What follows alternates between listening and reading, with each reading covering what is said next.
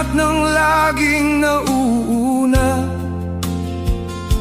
ay siyang may pinakamagaan na dala. May mga taong laging nandyan, ngunit bihirang tanungin kung kumusta na.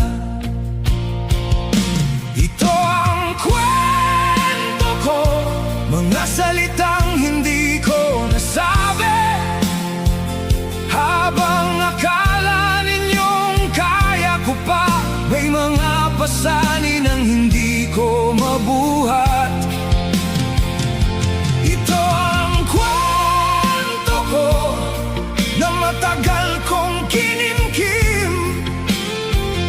Minsan ang taong laging matibay, siya rin pala ang unti-unting bumibigay.